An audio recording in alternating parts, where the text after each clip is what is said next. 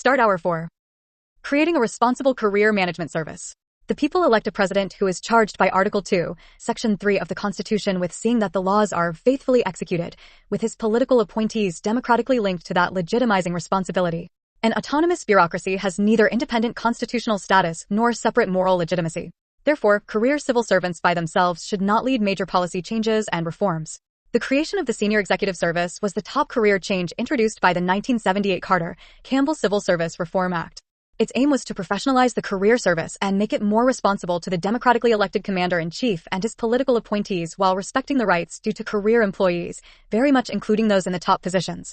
The new SES would allow management to be more flexible in filling and reassigning executive positions and locations beyond narrow specialties for more efficient mission accomplishment and would provide pay and large bonuses to motivate career performance. The desire to infiltrate political appointees improperly into the high career civil service has been widespread in every administration, whether Democrat or Republican. Democratic administrations, however, are typically more successful because they require the cooperation of careerists, who generally lean heavily to the left. Such burrowing in requires career job descriptions for new positions that closely mirror the functions of a political appointee, a special hiring authority that allows the bypassing of veterans' preference as well as other preference categories, and the ability to frustrate career candidates from taking the desired position. President Reagan's OPM began by limiting such SES burrowing in, arguing that the proper course was to create and fill political positions. This simultaneously promotes the CSRA principle of political leadership of the bureaucracy and respects the professional autonomy of the career service. But this requires that career SES employees should respect political rights too. Actions such as career staff reserving excessive numbers of key policy positions as career reserved to deny them to non-career SES employees frustrate CSRA intent. Another evasion is the general domination by career staff on SES personnel evaluation boards, the opposite of non-career executives dominating these critical meeting discussions as expected in the SES. Career training also often underplays the political role in leadership and inculcates career-first policy and value viewpoints. Frustrated with these activities by top career executives, the Trump administration issued Executive Order 139-5724 to make career professionals in positions that are not normally subject to change as a result of a presidential transition, but who discharge significant duties and exercise significant discretion in formulating and implementing executive branch policy and programs, an exception to the competitive hiring rules and examinations for career positions under a new Schedule F. It ordered the director of OPM and agency heads to set procedures to prepare lists of such confidential, policy-determining, policy-making, or policy-advocating positions and prepare procedures to create exceptions from civil service rules when careerists hold such positions, from which they can relocate back to the regular civil service after such service. The order was subsequently reversed by President Biden at the demand of the civil service associations and unions. It should be reinstated, but SES responsibility should come first. Managing personnel in a union environment. Historically, unions were thought to be incompatible with government management. There is a natural limit to the bargaining power of private sector unions, but the financial bottom line of public sector unions is not similarly constrained. If private sector unions push too hard a bargain, they can so harm a company or so reduce efficiency that their employer is forced to go out of business and eliminate union jobs altogether. There is no such limit in government, which cannot go out of business, so demands can be excessive without negatively affecting employee and union bottom lines. Even Democratic President Franklin Roosevelt considered union representation in the federal government to be incompatible with democracy. Striking and even threats of bargaining and delay were considered acts against the people and thus improper. It was not until President John Kennedy that union representation in the federal government was recognized, and then merely by executive order. Labor bargaining was not set in statute until the Carter administration was forced by Congress to do so in order to pass the CSRA, although all bargaining was placed under OPM review. The CSRA was able to maintain strong management rights for the OPM and agencies and forbade collective bargaining on pay and benefits as well as management prerogatives. Over time, OPM, FLRA, and agencies' personnel offices and courts, especially in Democratic administrations, narrowed management rights so that labor bargaining expanded as management rights contracted. But the management rights are still in statute, have been enforced by some administrations, and should be enforced again by any future OPM and agency managements, which should not be intimidated by union power. Rather than being daunted, President Trump issued 3 executive orders. Executive Order 13836, encouraging agencies to renegotiate all union collective bargaining agreements to ensure consistency with the law and respect for management rights. Executive Order 13837, encouraging agencies to prevent union representatives from using official time preparing or pursuing grievances or from engaging in other union activity on government time.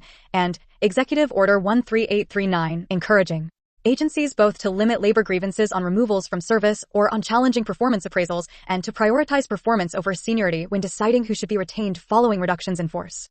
All were revoked by the Biden administration and should be reinstated by the next administration, to include the immediate appointment of the FLRA General Counsel and reactivation of the impasses panel.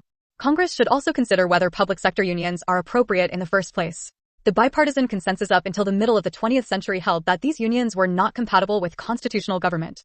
After more than half a century of experience with public sector union frustrations of good government management, it is hard to avoid reaching the same conclusion. Fully staffing the ranks of political appointees. The president must rely legally on his top department and agency officials to run the government and on top White House staff employees to coordinate operations through regular cabinet and other meetings and communications.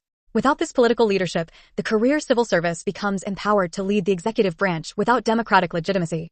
While many obstacles stand in his way, a president is constitutionally and statutorily required to fill the top political positions in the executive branch both to assist him and to provide overall legitimacy. Most presidents have had some difficulty obtaining congressional approval of their appointees, but this has worsened recently.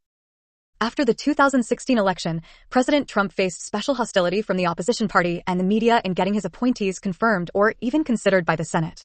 His early Office of Presidential Personnel, PPO, did not generally remove political appointees from the previous administration, but instead relied mostly on prior political appointees and career civil servants to run the government. Such a reliance on holdovers and bureaucrats led to a lack of agency control and the absolute refusal of the acting attorney general from the Obama administration to obey a direct order from the president.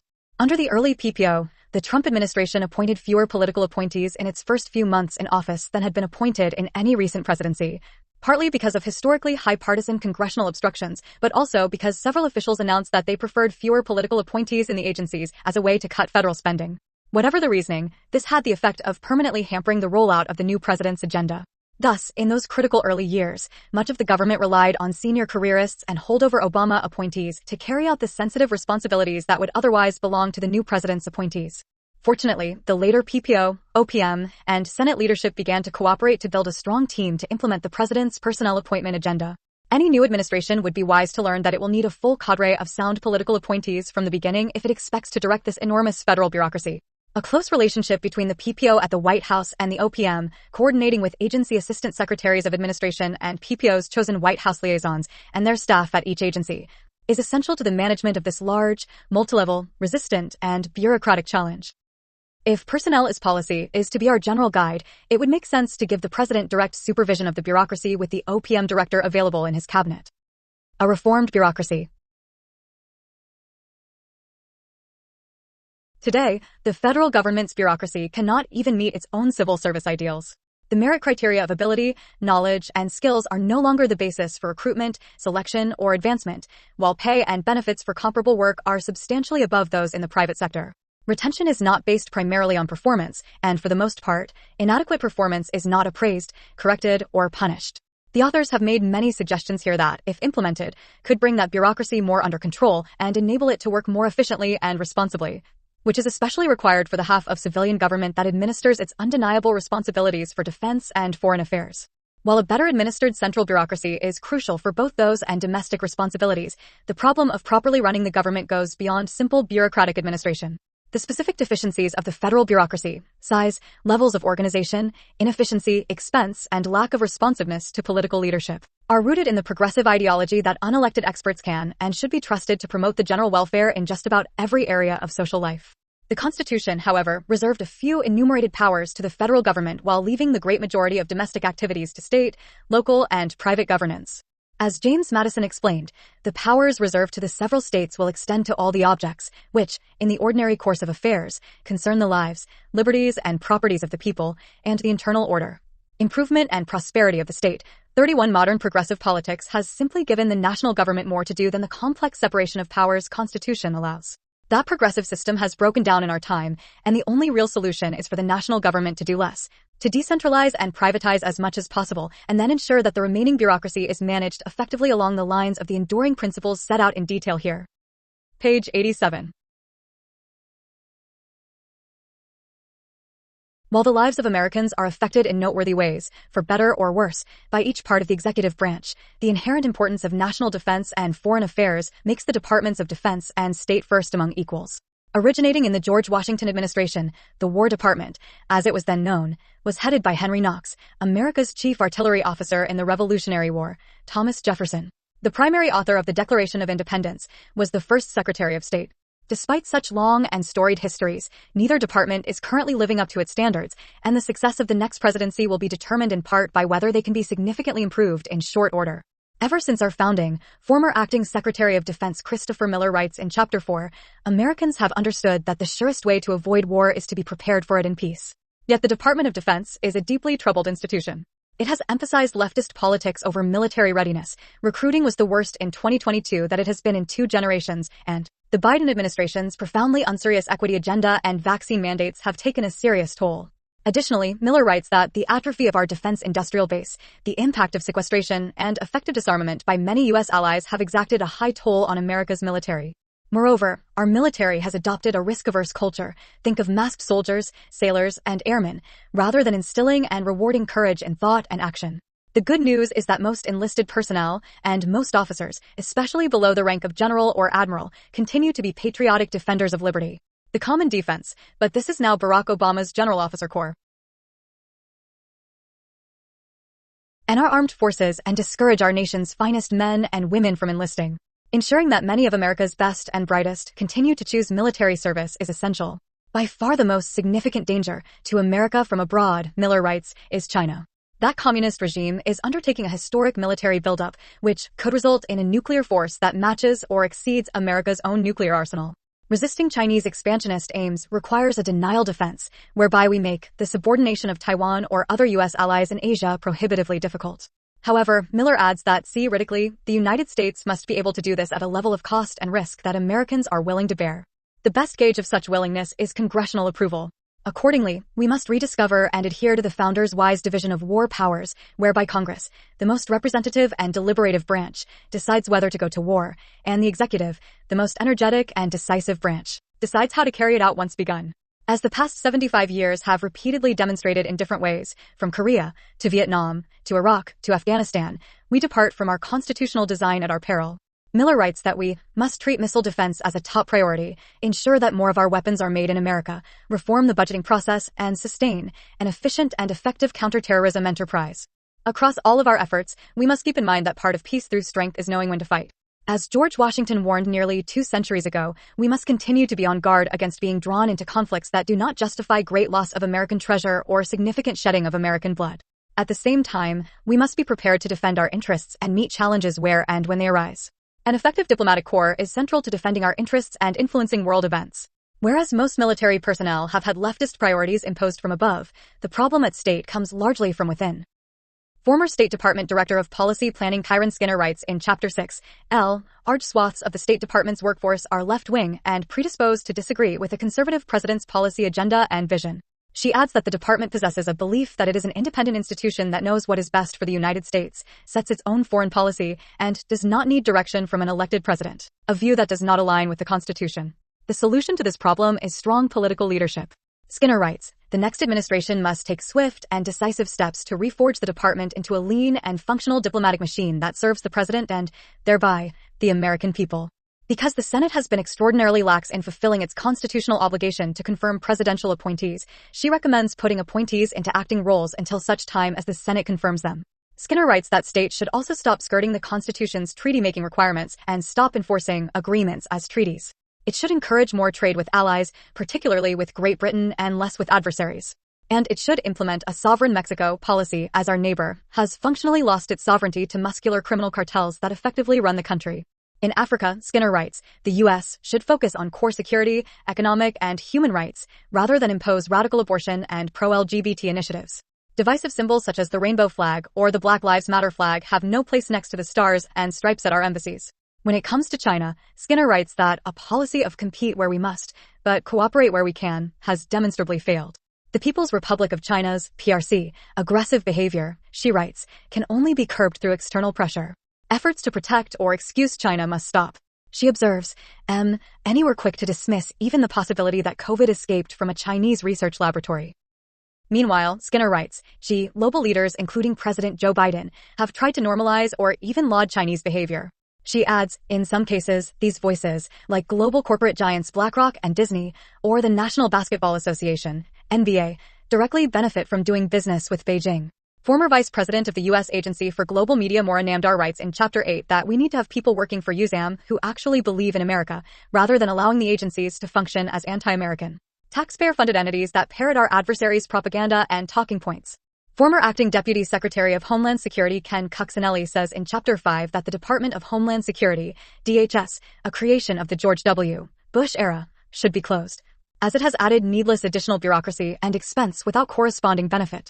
He recommends that it be replaced with a new, standalone border and immigration agency at the cabinet level, and that the remaining parts of DHS be distributed among other departments.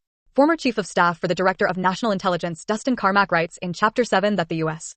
intelligence community is too inclined to look in the rearview mirror, engage in groupthink, and employ an overly cautious approach aimed at personal approval rather than at offering the most accurate, unvarnished intelligence for the benefit of the country.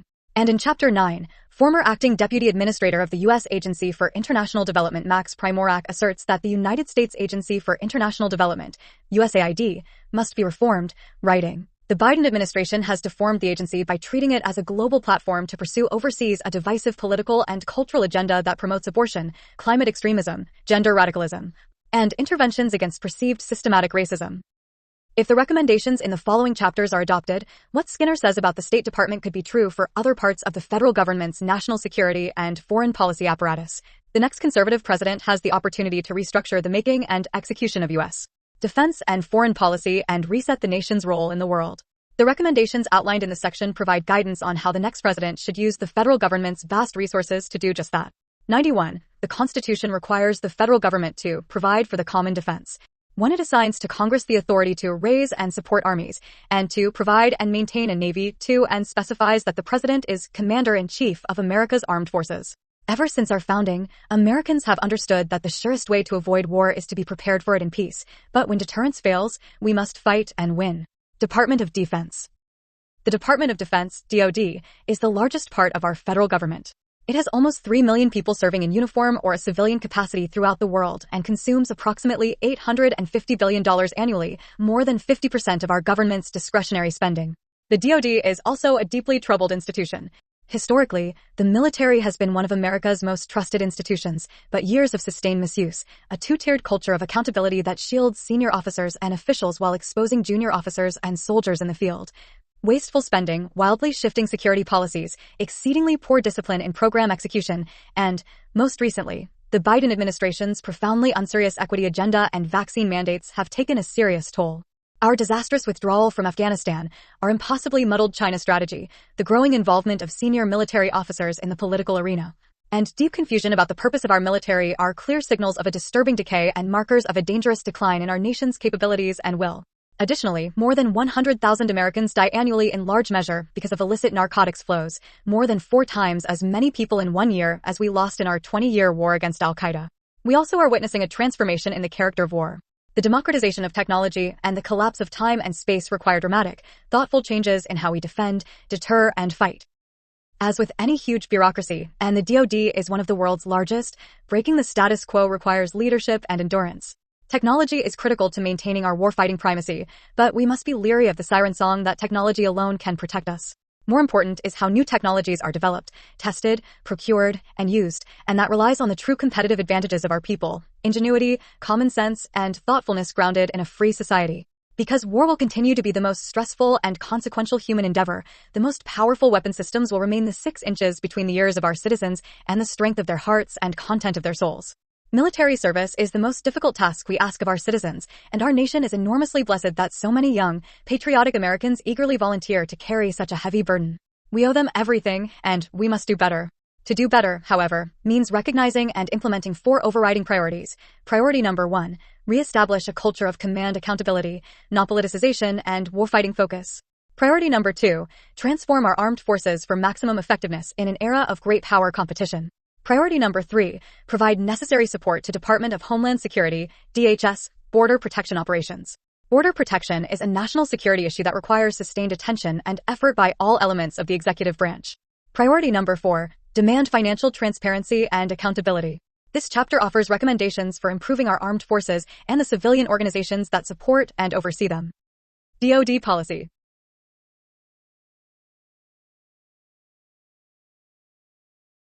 By far the most significant danger to American security, freedoms, and prosperity is China. China is by any measure the most powerful state in the world other than the United States itself. It apparently aspires to dominate Asia and then, from that position, become globally preeminent.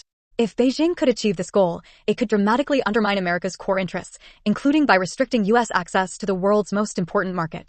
Preventing this from happening must be the top priority for American foreign and defense policy. Beijing presents a challenge to American interests across the domains of national power, but the military threat that it poses is especially acute and significant. China is undertaking a historic military buildup that includes increasing capability for power projection not only in its own region, but also far beyond, as well as a dramatic expansion of its nuclear forces that could result in a nuclear force that matches or exceeds America's own nuclear arsenal. The most severe immediate threat that Beijing's military poses, however, is to Taiwan and other U.S. allies along the first island chain in the Western Pacific. If China could subordinate Taiwan or allies like the Philippines, South Korea, and Japan, it could break apart any balancing coalition that is designed to prevent Beijing's hegemony over Asia. Accordingly, the United States must ensure that China does not succeed. This requires a denial defense, the ability to make the subordination of Taiwan or other U.S. allies in Asia prohibitively difficult. Critically, the United States must be able to do this at a level of cost and risk that Americans are willing to bear given the relative importance of Taiwan to China and to the U.S. The United States and its allies also face real threats from Russia, as evidenced by Vladimir Putin's brutal war in Ukraine, as well as from Iran, North Korea, and transnational terrorism at a time when decades of ill-advised military operations in the greater Middle East, the atrophy of our defense industrial base, the impact of sequestration, and effective disarmament by many U.S. allies have exacted a high toll on America's military. This is a grim landscape. The United States needs to deal with these threats forthrightly and with strength, but it also needs to be realistic. It cannot wish away these problems. Rather, it must confront them with a clear-eyed recognition of the need for choice, discipline, and adequate resources for defense. In this light, U.S. defense strategy must identify China unequivocally as the top priority for U.S. defense planning while modernizing and expanding the U.S. nuclear arsenal and sustaining an efficient and effective counterterrorism enterprise. U.S. allies must also step up, with some joining the United States in taking on China in Asia while others take more of a lead in dealing with threats from Russia in Europe, Iran, the Middle East, and North Korea. The reality is that achieving these goals will require more spending on defense, both by the United States and by its allies, as well as active support for reindustrialization and more support for allies' productive capacity so that we can scale our free world efforts together. Needed reforms. Prioritize a denial defense against China. U.S. defense planning should focus on China and, in particular, the effective denial defense of Taiwan. This focus and priority for U.S. defense activities will deny China the first island chain. 1. Require that all U.S. defense efforts, from force planning to employment and posture, focus on ensuring the ability of American forces to prevail in the pacing scenario and deny China a fait accompli against Taiwan.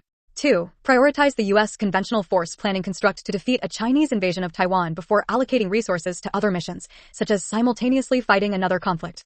Increase allied conventional defense burden sharing. U.S. allies must take far greater responsibility for their conventional defense. U.S. allies must play their part not only in dealing with China, but also in dealing with threats from Russia, Iran, and North Korea.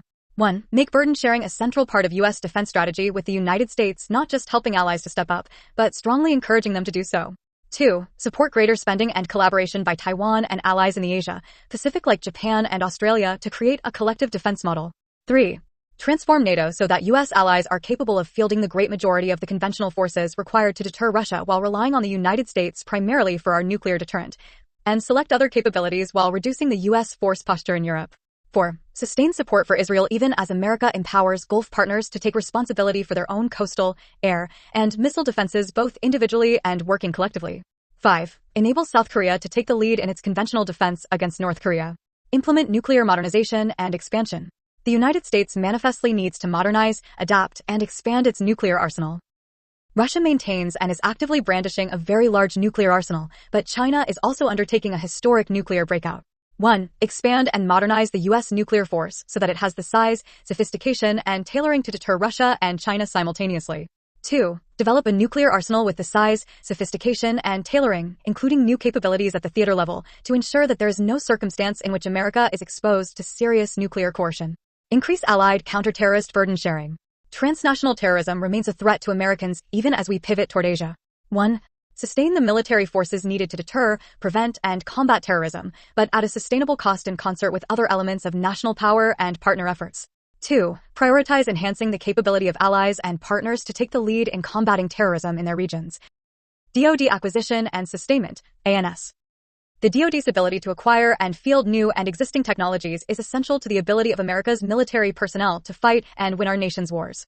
To succeed in this endeavor, we must optimize the systems and personnel that the department uses. But the inflexible bureaucratic structure and risk-adverse culture that have developed over the decades make it difficult to provide the tools that warfighters need at the speed of relevance. The number one problem is the DoD budgeting process, instituted in 1961, that requires acquisition spending to be locked years in advance. Because technologies change so rapidly and requirements can change overnight, this creates situations in which military personnel not only go to war with outdated technology, but also may be fighting with equipment that is less capable than that of their competitors. America owes its military many things, and the most important is the resources they need to survive on the battlefield and carry out the tasks we ask of them. Needed reforms.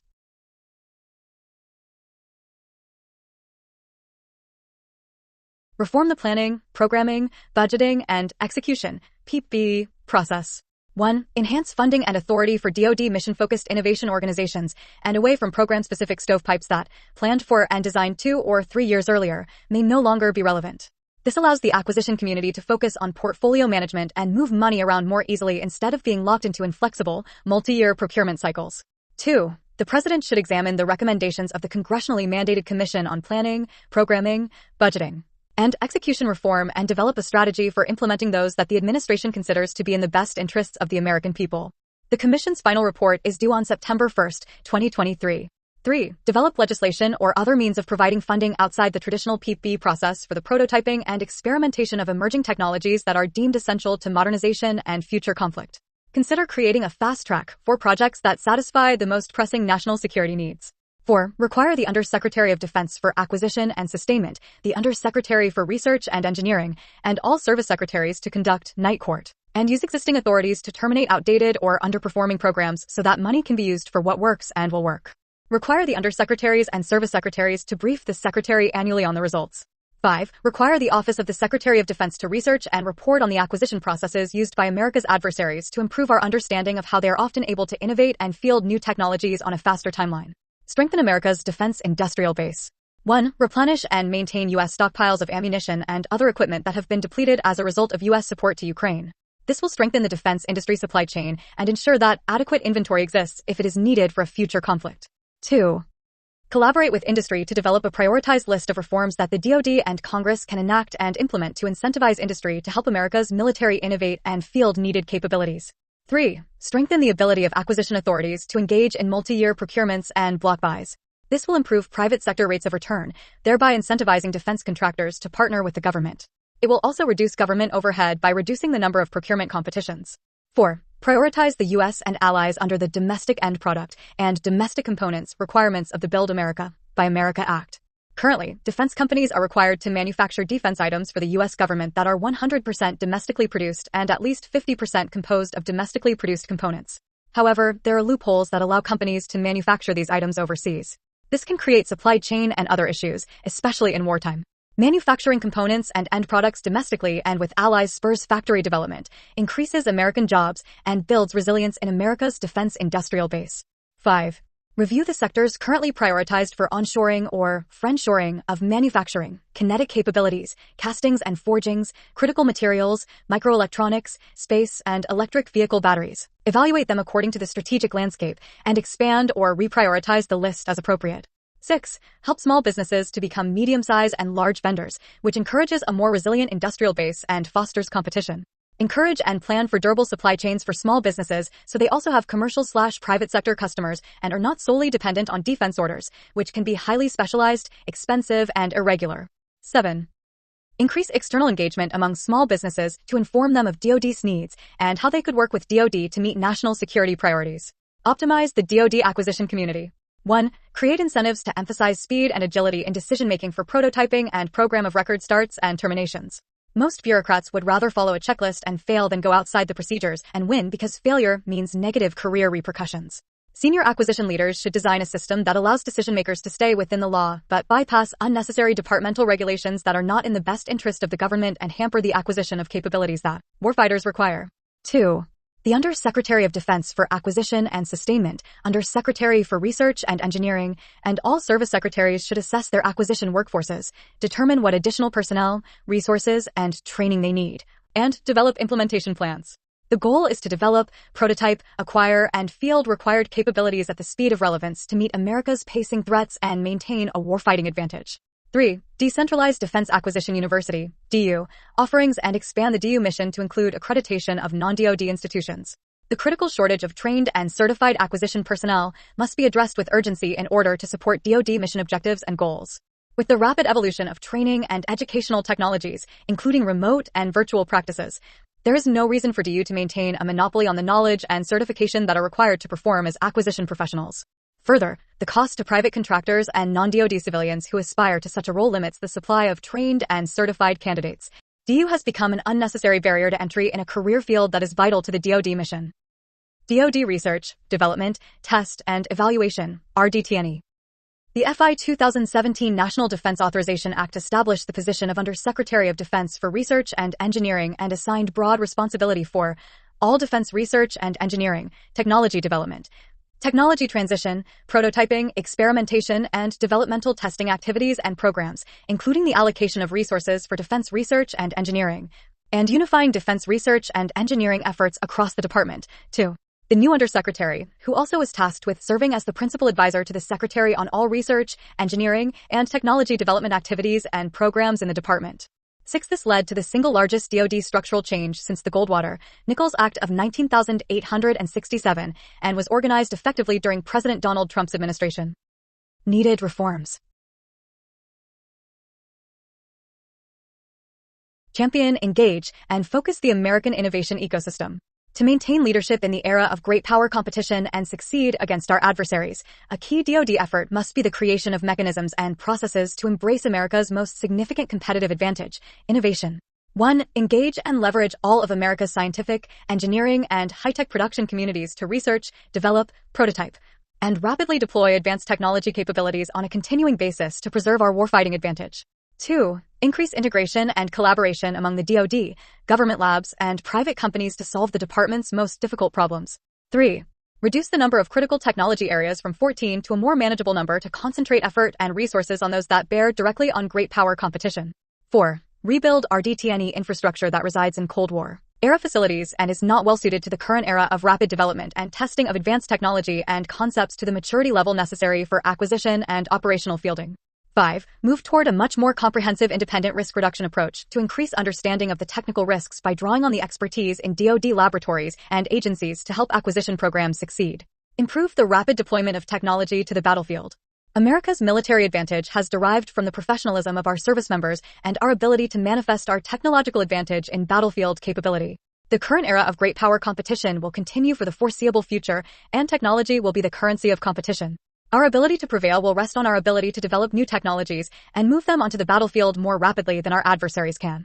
1. Accelerate the prototyping cycle to meet immediate battlefield needs. 2. Require tighter integration with user communities to provide value. 100. Mandate for leadership, the conservative promise. 3.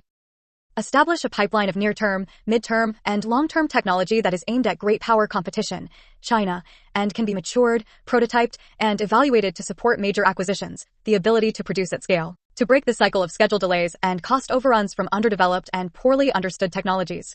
Develop a framework to protect the RDT&E enterprise from foreign exploitation. Strategic competition and adaptive adversaries require new thinking about how to protect technology. China has been relentless in stealing U.S. technology, using the full range of measures from influence operations to outright theft.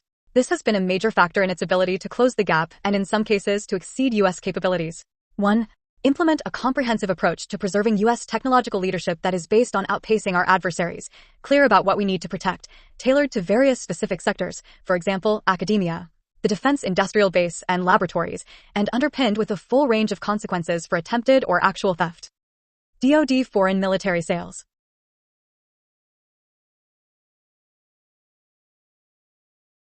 The United States must regain its role as the arsenal of democracy.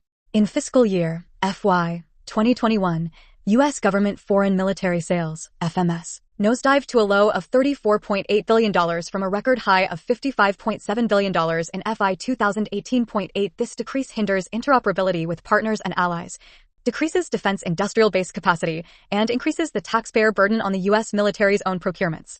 Under previous administrations, the United States built its reputation as a reliable partner with a strong defense industrial base that could supply military articles and goods in a timely manner.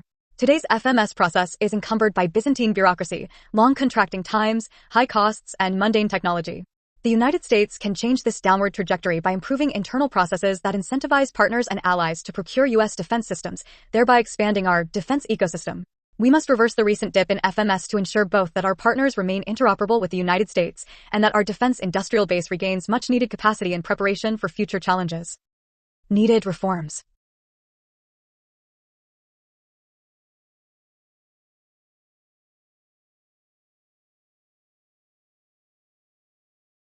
Emphasize exportability with U.S. procurements. The record-low FMS sales in 2021 were driven partly by the high costs of converting weapon systems on the back end of production rather than emphasizing exportability in initial capability planning. 1. Ensure that senior U.S. military leadership emphasizes exportability in the initial development of defense systems that are both available and interoperable with our partners and allies. 2. Create a funding mechanism to incentivize exportability in initial planning, which can be recouped after future FMS transactions. And informal congressional notification. Informal congressional notification, or tiered review, is a hindrance to ensuring timely sales to our global partners. The tiered review process is not codified in law. It is merely a practice by which the Department of State provides a preview of prospective arms transfers before Congress is formally notified. 1. End the tiered review process to eliminate at least 20 days from the FMS process. 2. Use the tiered review process only when unanimous congressional support is guaranteed in order to eliminate the weaponization by select members of Congress that has prevented billions of dollars of arms sales from moving into formal congressional notification. Minimize barriers to collaboration. The high cost of developing advanced defense platforms requires the United States to collaborate with key allies to minimize waste, complement strengths, and supplement our defense industrial base to create a system that is greater than that of the United States alone. 1. Enhance defense industrial base planning with partners to allow them to focus on niche areas where there are cost advantages for the United States. 2. Decrease international traffic in arms regulations, IDR, to facilitate trade with such allies as the United Kingdom, Canada, and Australia. 3. Create opportunities to improve the health of the defense supply chain with added opportunities for partners and allies to contribute. Reform the FMS contracting process. The contracting timeline for the FMS process is shockingly slow. On average, the DoD contracting timeline takes approximately 18 months because of slow bureaucratic processes and chronic understaffing. The conservative promise. 1. Immediately fund more contracting capacity in all services to decrease the contracting timeline and improve the delivery of defense articles to our global partners. 2. Rationalize and speed arms sales decision-making to preclude our enemies from exploiting bureaucratic slothfulness and allow us to manage the development of indigenous defense industrial bases. DoD personnel. The men and women of America's armed forces are the most critical component of our national defense strategy, but in recent years, they have been overextended, undervalued, and insufficiently resourced. Their families help them to carry the burden of service, but the assistance they receive is disproportionately less than the sacrifices they make. Young civilians who would thrive in a military environment are disenfranchised when educators and influencers discourage them from learning about military service and preparing for the honor of wearing America's uniform. The United States military is an extraordinary institution, staffed by exceptional people who have defended our nation and changed the course of history, but the Biden administration, through word and deed, has treated the armed forces as just another place to work. We must restore our military to a place of honor and respect and recruit and retain the individuals who will meet the rigorous standards of excellence that are required for membership in the world's greatest fighting force. Needed reforms. Rescue recruiting and retention. Recruiting was the worst in 2022 that it has been in 2 generations and is expected to be even worse in 2023. Some of the problems are self-inflicted and ongoing. The recruiting problem is not service-specific. It affects the entire joint force. 1. Appoint a special assistant to the president who will maintain liaison with Congress, DoD, and all other interested parties on the issue of recruiting and retention. 2. Improve recruiting by suspending the use of the recently introduced MHS Genesis system that uses private medical records of potential recruits at military entrance processing stations, MEPS, creating unnecessary delays and unwarranted rejections. 3. Improve military recruiters' access to secondary schools and require completion of the Armed Services Vocational Aptitude Battery, ASVAB, the military entrance examination, by all students in schools that receive federal funding. 4. Encourage members of Congress to provide time to military recruiters during each town hall session in their congressional districts. 5. Increase the number of junior ROTC programs in secondary schools. Restore standards of lethality and excellence. Entrance criteria for military service and specific occupational career fields should be based on the needs of those positions.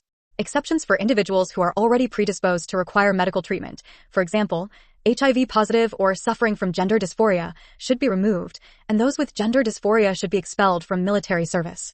Physical fitness requirements should be based on the occupational field without consideration of gender, race, ethnicity, or orientation. Eliminate politicization, re-establish trust and accountability, and restore faith to the force. In 2021, the Reagan National Defense Survey found that only 45% of Americans have a great deal of trust and confidence in the military, down from 70% in 2018. 1. Strengthen protections for chaplains to carry out their ministry according to the tenets of their faith. 2. Codify language to instruct senior military officers, 3 and 4 stars, to make certain that they understand their primary duty to be ensuring the readiness of the armed forces, not pursuing a social engineering agenda. This direction should be reinforced during the Senate confirmation process. Orders and direction motivated by purely partisan motives should be identified as threats to readiness. 3. Reinstate service members to active duty who were discharged for not receiving the COVID vaccine, restore their appropriate rank, and provide back pay. 4. Eliminate Marxist indoctrination and divisive critical race theory programs and abolish newly established diversity, equity, and inclusion offices and staff. The Conservative Promise. 5. Restrict the use of social media solely for purposes of recruitment and discipline any armed services personnel who use an official command channel to engage with civilian critics on social media.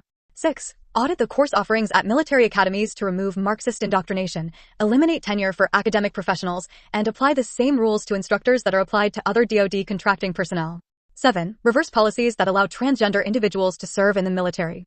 Gender dysphoria is incompatible with the demands of military service, and the use of public monies for transgender surgeries or to facilitate abortion for service members should be ended. Value the military family. Military service requires extreme sacrifices by families. 1. Support legislation to increase wages and family allowances for active duty enlisted personnel. No uniformed personnel should ever have to rely on social benefits like as food stamps or public housing assistance. 2. Improve base housing and consider the military family holistically when considering change of station moves. 3. Improve spouse employment opportunities and protections, including licensing reform. 14. And expand childcare. 4. Audit all curricula and health policies in DoD schools for military families, remove all inappropriate materials, and reverse inappropriate policies. 5. Support legislation giving education savings account options to military families. Reduce the number of generals. Rank creep is pervasive. The number of 0 to 6 to 0 to 9 officers is at an all-time high across the armed services, above World War II levels, and the actual battlefield experience of this officer corps is at an all-time low. The next president should limit the continued advancement of many of the existing cadre, many of whom have been advanced by prior administrations for reasons other than their warfighting prowess. DoD intelligence. Our national defense establishment must evolve to meet the rapid, profound, and dynamic change in the global landscape, but absent significant effort to evaluate and retool in critical areas, including our intelligence and security portfolios, America's competitive advantage against rivals and adversaries is at serious risk. However, for any structural changes to succeed, the crisis in our intelligence community, IC/Defense Intelligence Enterprise, DI, leadership must be addressed. The DI accounts for the bulk of the intelligence community's personnel and a significant portion of its budget. Of the IC's 17 elements, 8 are within DoD, 17 are independent, 18 and 7 belong to various other departments and agencies. Overall, DoD provides 86% of the personnel who conduct intelligence activities, both military and civilian. The Defense Intelligence Enterprise must deliver accurate, unbiased, and timely insights consistently and with clarity, objectivity, and independence. If they continue on their current path, however, both the DI and the intelligence community writ large will continue to provide inaccurate and politicized intelligence assessments that mislead policymakers. Needed reforms. Improve the intelligence process. Defense intelligence assets have been committed to the prosecution of operational campaigns since September 11, 2001, at the expense of our strategic objectives, and this has led to increased risk. Further, the DI has evolved into a customer-based model with the DI/IC trying to be supportive of policy direction at the expense of analytical integrity. The result has been a significant politicization of intelligence. 1. Establish unbiased intelligence reporting from DI/IC senior leaders. As the leader of the DI, the Undersecretary of Defense for Intelligence and Security should provide a top-line, dissenting, or clarifying view of DI and IC assessments as needed. 2. Align collection and analysis with vital national interests, countering China and Russia. 3. Establish an effective global federated intelligence framework with allies and partners and our combatant commands. Avoid the temptation to neglect areas that appear less pertinent, but that support a convergence of threats and the critical requirements to sustain those threats. 4. Establish and sustain feedback loops to provide insight and direction for continuous improvement and accountability. We must revisit our assessments and understand where we got it right and where we got it wrong. 5. Better exploit publicly available information, PI, data, and foster innovation to improve collection and analysis. We must end the practice of multiple DI organizations paying to acquire the same PI data and invest more in machine learning, ML, and artificial intelligence, AI, to exploit open source and classified intelligence data. 6. Remove policy obstacles that impede available technical solutions and tailored approaches in order to preclude corruption at the point of collection. 7. Develop statistical discrimination techniques based on relative value to deal with the volume and velocity of available data and information, which are rapidly exceeding our ability to exploit and analyze available data and information efficiently. Expand the integration of intelligence activities. The prevalence of asymmetric warfare requires defense intelligence to leverage the unique authorities and capabilities of U.S. departments and agencies, as well as our partners and allies, to competitive advantage. 1. Create an improved cyber defense and capability. We must reevaluate the dual-hat structure between the National Security Agency, NSA, and U.S. Cyber Command, a Cybercom. 2. Resurrect economic analysis capability to improve our ability to counter Chinese whole-of-government strategies that combine security with predatory economic objectives. 3. Resurrect critical thinking to provide true strategic intelligence that will enable the U.S. to counter global adversaries and emerging technologies, such as adversary advances in hypersonics, unmanned aerial systems, U.S. cyber domain, advanced fighter aircraft, and advanced undersea capabilities, more effectively. 4. Rebuild human intelligence, HUMINT, and counterintelligence, CI, and improve their integration with defensive and offensive cyber operations. 5. Establish true alignment between DoD and DHS both to improve the defense of critical U.S. infrastructure and national border integrity and to develop vital information that enables defense against foreign targeted disruptions. Restore accountability and public trust. In recent years, public trust in defense intelligence has been eroded by, for example, flawed assumptions leading up to our Afghanistan withdrawal, flawed Russia, Ukraine assessments, divergences in relations with key Gulf allies, and voids being filled by Russia and China around the world. For trust to be restored and sustained, officials must be held accountable. 1. Restore DI critical thinking. Establish mechanisms to restore analytic integrity and return to true intelligence-driven operations. The next administration should eliminate the conflict of interest in the current customer-based model, in which the customer is always right, by enforcing time-tested procedures that guarantee independent analysis, even if it means challenging policymakers' assumptions. The Undersecretary of Defense for Intelligence and Security's leadership role should be expanded to include providing analytic top-line views and improve DI transparency by highlighting diverging views. 2. Elevate the DI's voice in national policy discussions, commensurate with the DI's 75% share of the IC budget. Present defense intelligence to senior policymakers, either independently to avoid all-source bias or in consensus products like the National Intelligence Estimates. Eliminate peripheral intelligence obligations that do not advance military readiness. In 2019, following the catastrophic 2015 data breach at the U.S. Office of Personnel Management, OPM, the Defense Counterintelligence and Security Agency, DCSA, accepted transfer of the responsibility to conduct security clearance and suitability investigations for 95% of the U.S. government civilian workforce. This decision, which grew out of an intention to deconstruct OPM, was wrong-headed on many levels and made the federal bureaucracy dependent on a new overlay of DoD bureaucracy, in a sense instilling DoD control of civilian managers. This function should be returned to OPM except for military security clearance investigations. U.S. Army. The U.S. Army's mission is to deploy, fight, and win our nation's wars by providing ready, prompt, and sustained land dominance by Army forces across the full spectrum of conflict as part of the Joint Force. 24 today, however. The Army cannot execute its land dominance mission. The U.S. Army is at an inflection point that is marked by more than a decade of steadily eroding budgets and diluted buying power, an appreciable degradation in readiness and training capacity, a near crisis in the recruiting and retention of critical personnel, and a bevy of aging weapon systems that no longer provide a qualitative edge over peer and near-peer competitors but will not be replaced in the near term. All of these challenges are set against the backdrop of a complex and dynamic global geopolitical environment that is exemplified and exacerbated by the triumph of our adversaries in Afghanistan after a 20-year struggle there, as well as recent Russian outrages in the Ukraine and China's bellicosity, both on its borders and in surrounding disputed regions. In spite of these ever-increasing operational pulls, our Army is consistently being asked to do more with fewer resources. The status quo is further marked by a pervasive, politically driven top-down focus on progressive social policies that emphasize matters like so-called diversity, equity, and inclusion and climate change, often to the detriment of the Army's core warfighting mission. Needed reforms.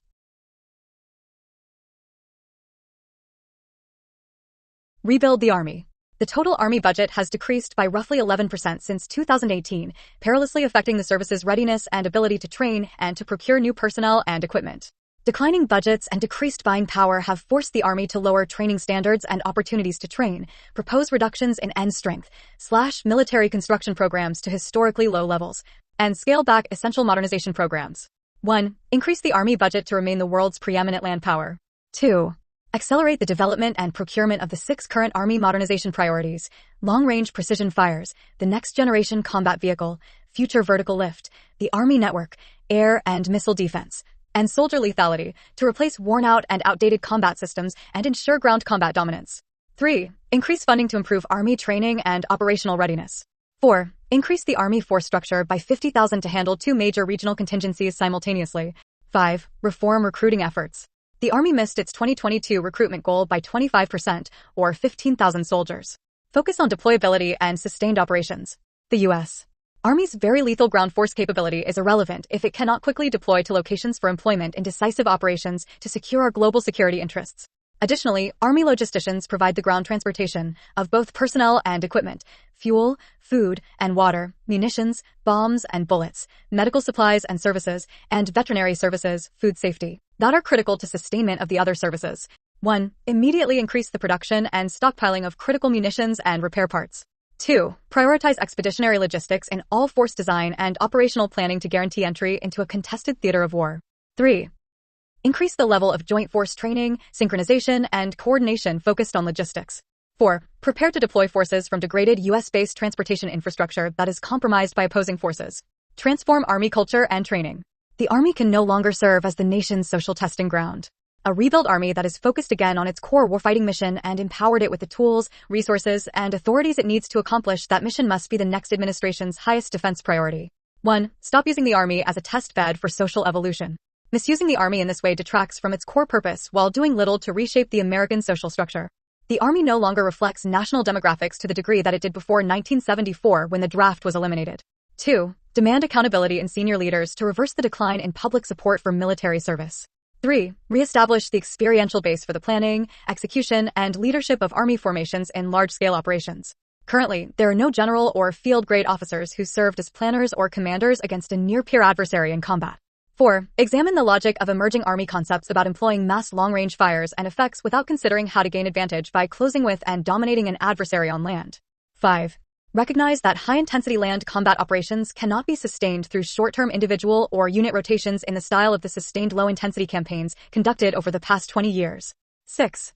Transform how the National Guard is employed during extended operations short of declared war to preclude back-to-back federal and state deployments of National Guard soldiers in order to stabilize and preserve military volunteerism in our communities. 7. Revamp Army school curricula to concentrate on preparation for large-scale land operations that focus on defeating a peer threat. 8. Address the underlying causal issues driving increasing Army suicide rates, which have surpassed pre-World War II rates and are now eclipsing the rate among civilians. U.S.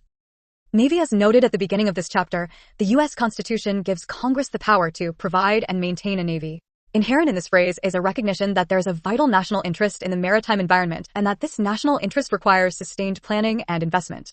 This is as true today as it was almost 250 years ago and will remain true into the future. The U.S. Navy, USN, exists for 2 primary reasons: to project prompt, sustained, and effective combat power globally, both at sea and ashore, and to deter aggression by potential adversaries by maintaining a forward operating presence in conjunction with allies and partners. Today, the People's Republic of China People's Liberation Army Navy plan can challenge the USN's ability to accomplish its mission in the Pacific and Indian Oceans. In the production, employment, and control of maritime forces, the USN must consider the scope and rate of technological change and, where appropriate, adapt its processes and workforce development. In balancing the necessary long-term industrial model of naval platforms against emerging short-term opportunities, the USN must take account of advances that may present vulnerabilities and risks as well as what is assured and secure. Needed reforms. Invest in and expand force structure. The USN's organizing principle remains platform-centered, vessels manned by sailors. The manned surface and subsurface forces act in concert with land-based, air-based, and space-based forces to project power outside sovereign territory, principally by operating in international waters. Investments must be closely coordinated with these other elements of military power. 1. Build a fleet of more than 355 ships. 2. Develop and field unmanned systems to augment the manned forces. 3. Require that range and lethality be the key factors in all procurement and sustainment decisions for ships, aircraft, and munitions. Re-establish the General Board. In contrast with the Navy General Board that served ship development so well during the interwar period, the current joint process for defining the requirements for major defense acquisitions is not well suited to long-term planning of the sort that is needed for USN fleet architecture and shipbuilding. The interwar General Board should serve as a model, empowered with final decision authority over all requirements documents concerning ships and the major defense systems fielded on ships. The individual board members would ensure a broad base of knowledge as well as independent thinking. Establish a Rapid Capabilities Office. The USN must transition technology into warfighting capability more rapidly. It must foster a culture of innovation that includes connecting theoretical and intangible ideas with real production environments that produce tangible and practical outcomes and adapting proven processes to advance material solutions. 1. Harness innovation and willingness to tolerate risk so that good enough systems can be fielded rapidly. 2. Use the Space Development Agency as a model. 3. Establish an oversight board of directors made up of the Service Chief, Service Secretary, and Under Secretary of Defense for acquisition and sustainment. Accelerate the purchase of key munitions. It takes years to build and maintain navies, but only hours to expend their ordnance in combat. The USN must be prepared to expend large quantities of air-launched and sea-launched stealthy, precision, cruise missiles against targets both at sea and ashore. Additionally, modern air defense requires the use of high-performance surface-to-air missiles. 1. Produce key munitions at the maximum rate with significant capacity. 2. Working with the Congress, employ the widest possible range of techniques to enhance the munitions supply chains and workforce. Enhance warfighter development. The USN requires a variety of documented qualifications for personnel to advance in their careers and assume leadership positions. It also requires individual professional qualifications that are focused on warfighting. 1. Mandate qualifications that demonstrate an understanding of core competence in collective, integrated warfighting, especially based on current plans and technologies.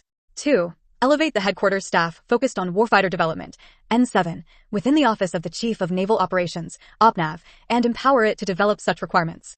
3. Require that war games be utilized as experiential learning environments for the participants as a prerequisite for achieving career milestones, department heads, commanding officers, and major commanders. 4. Highlight in training and leader development that USN forces can and must maintain the ability to operate from and or defend sovereign territory to include our allies and partners. 5. Train to balance effects from kinetic to non-kinetic and from lethal to non-lethal through effective command and control. U.S. Air Force. The U.S. Air Force today lacks a force structure with the lethality, survivability, and capacity to fight a major conflict with a great power like China, deter nuclear threats, and meet its other operational requirements under the National Defense Strategy. For 30 years, the Air Force has received less annual funding if pass-through funding, defined as money in the Air Force budget that does not go to the Air Force, is removed from the equation, than the Army and Navy have received. This underfunding has forced the Air Force to cut its forces and forego modernizing aging weapon systems that were never designed to operate in current threat environments and are structurally and mechanically exhausted. The result is an Air Force that is the oldest, smallest, and least ready in its history. The decline in Air Force capacity and capability is occurring at the same time the security environment demands the very options that the Air Force uniquely provides. Combatant commanders routinely request more Air Force capabilities than the service has the capacity to provide. The Air Force today simply cannot accomplish all of the missions it is required to perform. The Air Force has consistently stated on the official record that it is not sized to meet the mission demands placed on it by the various U.S. combatant commands. A 2018 study, The Air Force We Need, 30 showed a 24% deficit in Air Force capacity to meet the needs of the National Defense Strategy. Those conclusions remain valid and are more pronounced today because of subsequent aircraft retirements. The demand is also higher because of world events. To understand these trends, one needs only to consider that the Air Force's future 5-year budget plan retires 1,463 aircraft while buying just 467. This makes for a reduction of 996 aircraft by 2027. The net result is a force that is smaller, older, and less ready at a time when demand is burgeoning. Needed reforms.